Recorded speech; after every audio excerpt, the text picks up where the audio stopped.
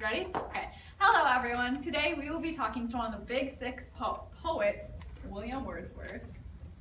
Hi everyone. I am very happy to be here to tell you a little bit about my life as a romantic poet. Alright, let's jump right into it. Can you tell us a little bit about your life? Oh, for sure. I was born April 7th, 1770 in Cockermouth, Cumberland, England, and lived there for a large portion of my life. My mom's name was Anne Cookson Wordsworth, and my dad's name was John Wordsworth. They have the same last name because they're married. I had 4 siblings, Richard, Dorothy, John, and Christopher. I was very close to my family, and I really loved them. Wonderful. Where did you study?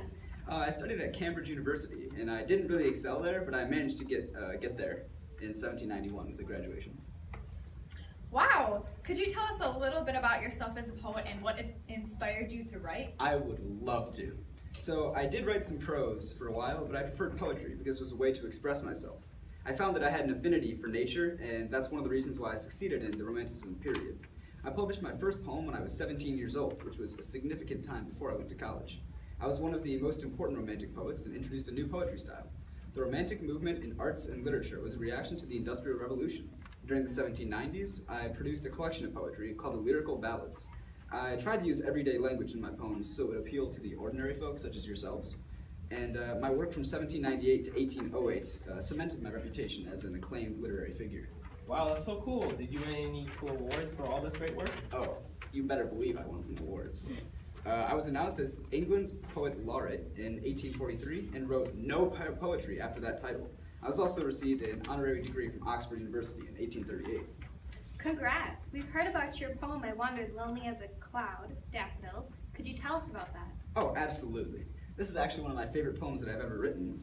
It is about I would say, my most well-known work of art. This poem was very romantic and focused a lot on nature. It was awarded Britain's 5th favorite poem and has been released in a rap version and recited by 150,000 children at once. Wow, that's amazing! Would you be willing to tell us some of your views on life? Oh, for sure. I visited France in 1791 and became a supporter of the Republicans.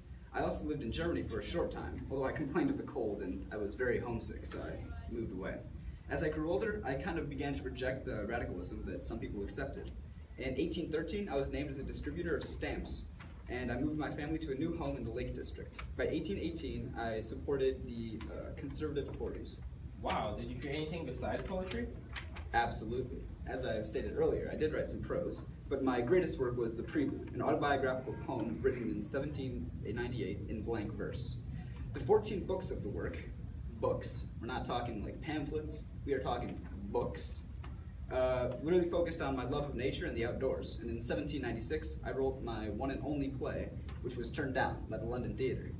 It was called The Borderers and was a tragedy set during King Henry III's reign. Sorry to hear that, but you still turned out to be a very successful person. I would agree with that. Well, we'd like to thank William Wordsworth for talking to us.